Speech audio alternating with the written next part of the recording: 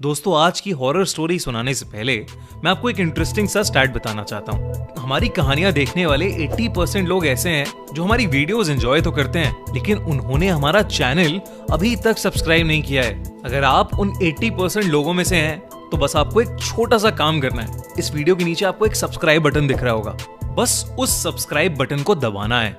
बस इतना सा काम करना है आपको, और लगे हाथों बेल आइकन भी प्रेस कर देना, ताकि हमारी लेटेस्ट वीडियो आते ही आपको सबसे पहले पता चले।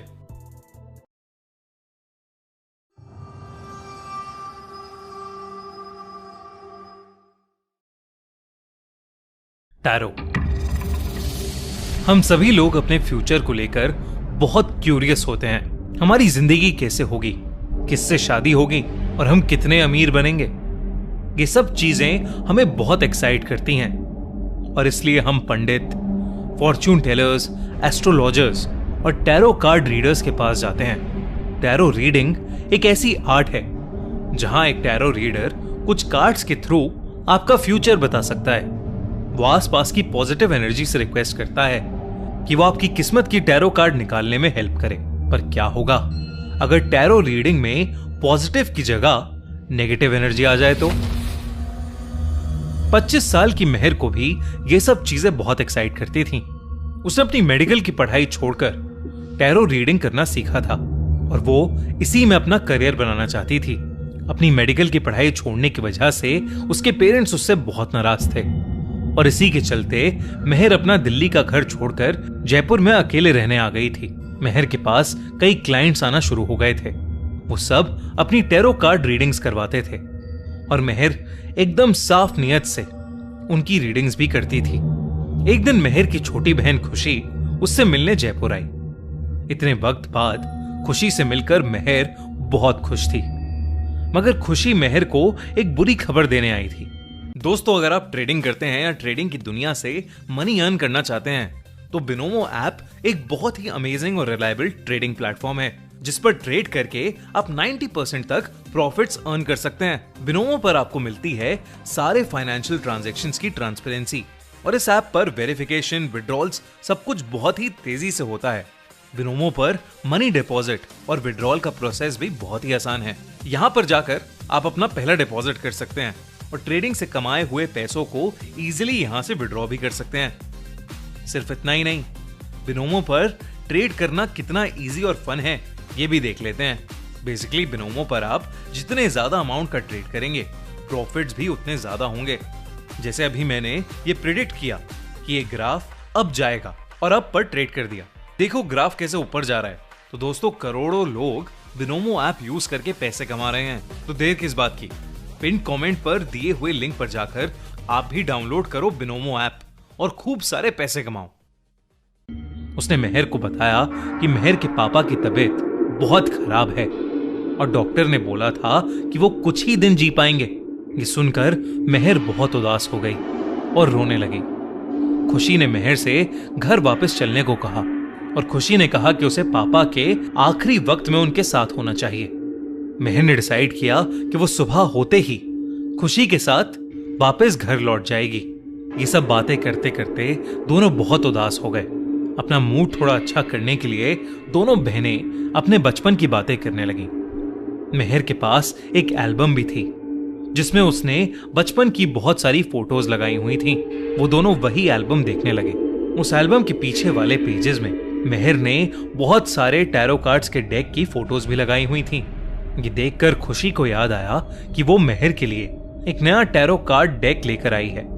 उसने मेहर को वो डेक दिया, और बहुत क्यूरियस होकर बार बार मेहर से अपनी रीडिंग देखने के लिए जिद करने लगी।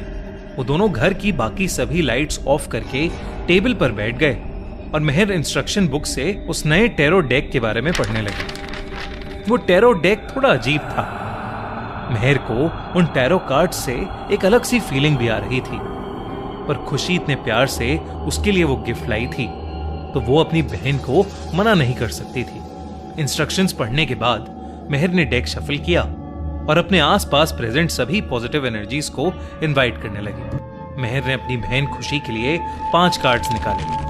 वो कार्ड्स उसकी जिंदगी से जुड़े कुछ इंपॉर्टेंट हिस्सों को रिप्रेजेंट करते थे।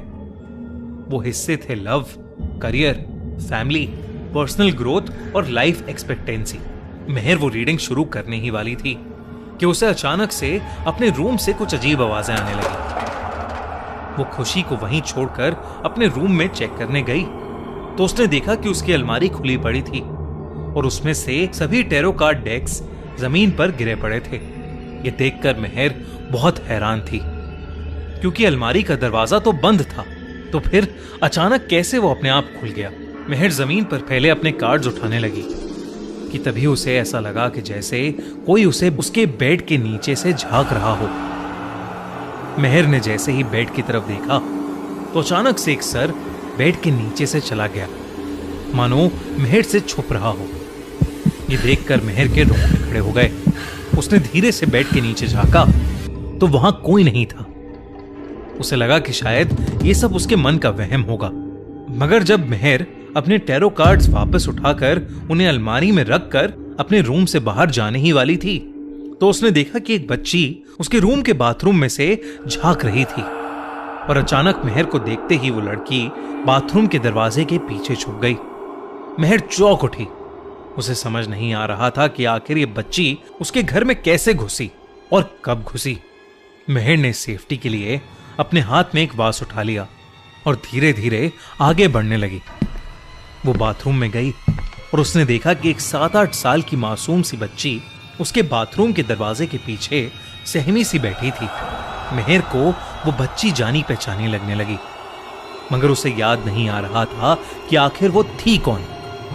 मेहर ने बात साइड में रख दिया और उस बच्ची के पास बैठ गई। मेहर ने उस बच्चे से पूछा कि आखिर वो कौन थी और उसके घर में कैसे आई। तो उस बच्ची ने बिना कुछ कहे मेहर को गले लगा लिया और धीमी आवाज में सिसकियां भरने लगी। मेहर को ये देखकर बहुत दया आ गई और उसने उस बच्ची को गले लगाते हुए गोद में उठा लिया। उसने सोचा कि शायद बच्ची किसी मुसीबत में होगी और वो छुपने के लिए मेहर के घर में घुस गई होगी। मेहर उस बच्ची को गोद में उठाए हुए खड़ी हो गई और रूम की तरफ ले जाने लगी, मगर उससे पहले ही मेहर ने कुछ ऐसा देखा जिसे देख उसके पैरों तले जमीन खिसक गई। बाथरूम के मिरर में उस बच्ची का रिफ्लेक्शन ही नहीं दिख रहा था। मेहर ये देखकर बहुत ज्यादा डर गई और डर के मारे बौखला उठी। उसका पैर पीछे रखी बाल्टी से टकरा गया और वो नीचे गिर पड़ी। मेहर की गिरने की आवाज सुनकर खुशी भागती हुई मेहर के रूम में आई और जमीन पर पड़ी मेहर को उठाकर बाहर टेबल पर ले आई। मेहर के साथ अभी जो हुआ उससे वो बहुत ज्यादा डर गई थी। वो छोटी लड़की आसपास कहीं नहीं दिख रही थी। मेहर खुशी को सब कुछ बताने लगी। खुशी ने मेहर को पानी दिया और मेहर से कहा कि शायद ये सब उसका वहम है।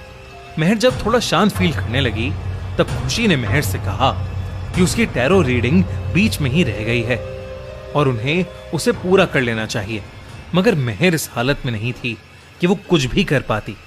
वो खुशी को अपने साथ हुए इंसिडेंट के बारे में वापस बताने लगी कि तभी मेहर का फोन बज उठा। फोन पर मेहर की मॉम का कॉल आ रहा था। मेहर ने फोन उठाया तो उसकी मॉम फोन पर बहुत ही ज्यादा रो रही थी। मेहर को लगा कि शायद उसके पापा की तबीयत बहुत ज्यादा बिगड़ गई होगी। मेहर ने उनसे पूछा कि उसके पापा कैसे हैं, तो उसकी मॉम ने कहा कि उसके पापा तो बिल्कुल ठीक हैं, मगर उसकी बहन खुशी का एक्सीडेंट हो गया है। उन्होंने आगे बताया कि दोपहर में खुशी उसी से मिलने जयपुर के लिए निकली थी जब उसकी गाड़ी एक ट्रक से टकराकर खाई में गिर गई। आसपास के लोगों ने बुलडोजर बुलवा के उसकी गाड़ी को खाई से बाहर निकलवाया, तब भी उसकी सांसें चल रही थीं। तो लोकल लोग खुशी को हॉस्पिटल ले गए और वो अभी बहुत क्रिटिकल कंडीशन में है। ये सब सुनकर मेहर को ऐसा लगने लगा कि जैसे वो अभी बेहोश हो जाएगी। उसका सर एकदम से बहुत भारी होने लगा। उसका पूरा शरीर ठंडा पड़ने लगा था और वो डर के मारे कांपने लगी थी। उसके सामने बैठी खुशी उसे देखकर मुस्कुराने लगी। तभी अचानक खुशी का चेहरा बदलने लगा। वो उसी छोटी बच्ची में बदल गई जिसे अभी कुछ देर पहले मेहर ने देखा था। धीरे धीरे वो हंसती हुई छोटी लड़की मेहर के पास आने लगी। उसका चेहरा डरावना होता जा रहा था। ऐसा लग रहा था कि वो मेहर को चोट पहुंचाना चाहती है। अचानक ही उसने मेहर पर अटैक कर दिया और मेहर नीचे गिर पड़ी। वो छोटी सी लड़की मेहर के ऊपर चढ़कर उसका गला घोटने लगी।